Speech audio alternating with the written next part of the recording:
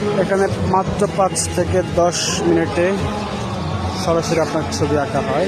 ভাই ছবি আঁকতেছেন, চমৎকার একজন গুণী শিল্পী। এবার ইয়ে নিচ্ছে, যাকে আমরা পরে আবার দেখাবো। এখানে বইমেলায় আজকে এই রমজান মাসে হচ্ছে এবার প্রথম আজকে বইমেলায় প্রবেশ করলাম। ইফতারের সময়ে এখনো বাকি আছে প্রায় 1 ঘন্টার মতো। এখন বের হবো আর কি। তো বের হওয়ার সময় চিন্তা করলাম একটু ভিডিও নেই, যদি ওই পাশে স্টলগুলো রেখে চলে আসছি।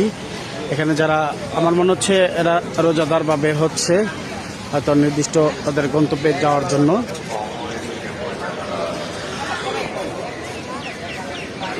এখানে যারা ফুল বিক্রেতা তারা ফুল বিক্রি করছেন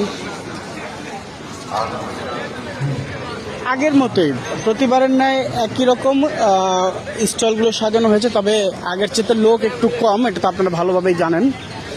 যেহেতু রমজান মাস, মাহে রমজানের সময় অনেকেই রোজাদার এবং আসছে, যারা বইপ্রেমী তারা তো আসবেই। যেমন আমিও চলে আসছি, যদি আসছি প্রায় অনেকক্ষণ আগে।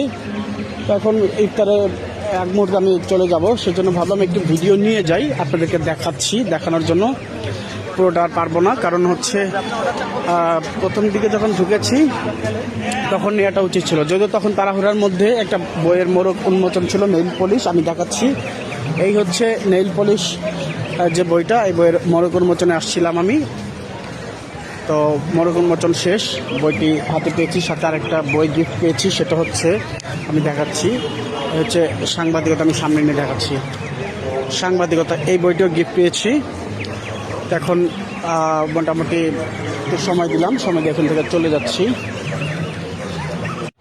তো সুপ্রিয় দর্শক, কেমন লাগলো, যদিও বইমেলার একটা সাইড থেকে আমি ভিডিওটি দেখানোর চেষ্টা করেছি, পুরোটা দেখানো সম্ভব হয়নি। তারপর কেমন লাগলো অবশ্যই জানাবেন। প্রায় শেষের দিকে, বইমেলাও কিন্তু প্রায় শেষের দিকে, হয়তো আর অল্প কয়েকদিন আছে।